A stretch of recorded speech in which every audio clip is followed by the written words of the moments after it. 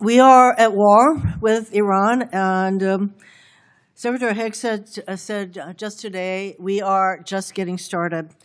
I want to ask each of you, going down the line, starting with General LaNeve, what readiness impacts this war will cause for each of your services. And frankly, I don't know how you're supposed to gauge the impact on readiness when you don't know how long this war will last.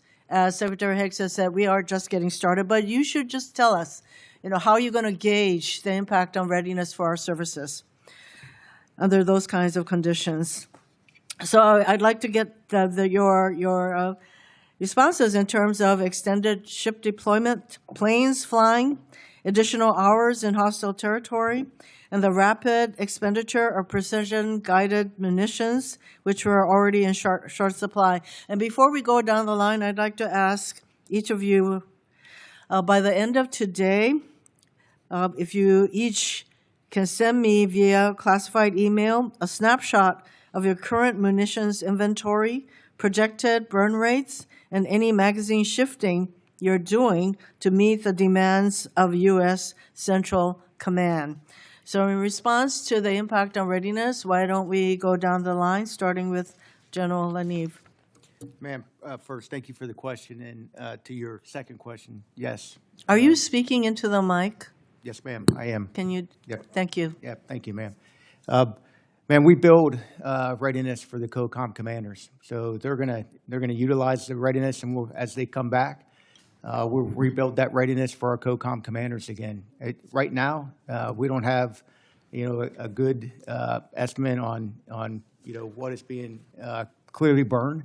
But as the Title 10, part of this is the readiness that we're building for these type of contingencies.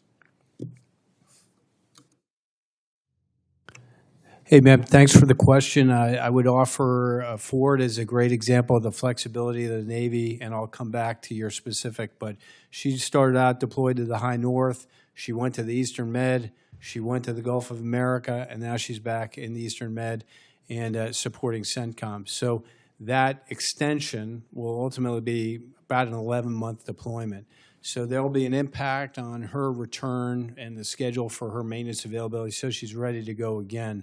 The good part about our public shipyards is they're adjusting that schedule. They're ready to bring our carrier back and maintain her.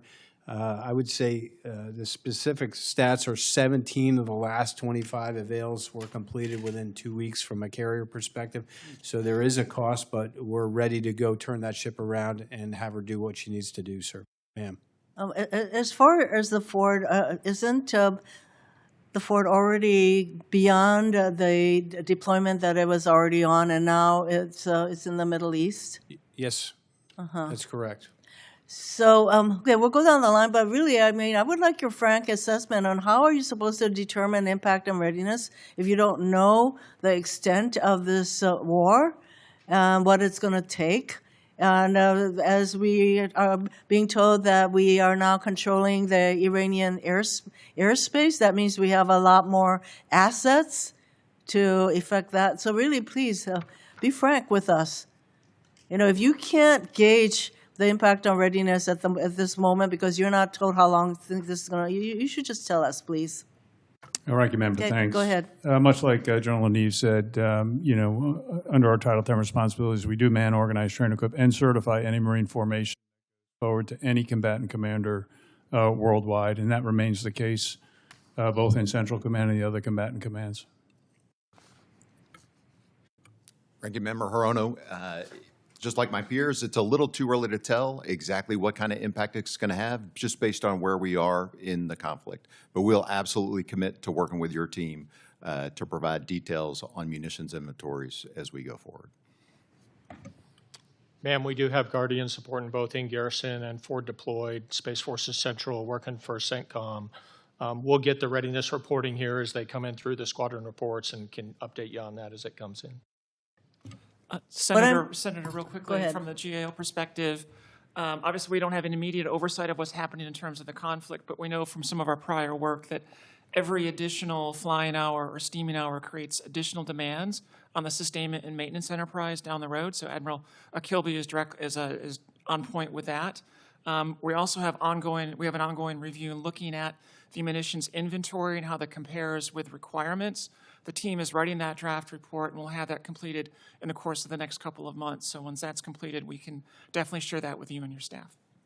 What I'm hearing from you is that it's a little too early to determine what the impact on readiness will be, which says to me that there may be another time when this subcommittee needs to have a hearing to get us updated. But can I also have your commitment that you will provide the information that I'm requesting regarding the via classified email? Yes, let's go down Yes. the line. Yes, ma'am. Yes, ma'am. Thank you.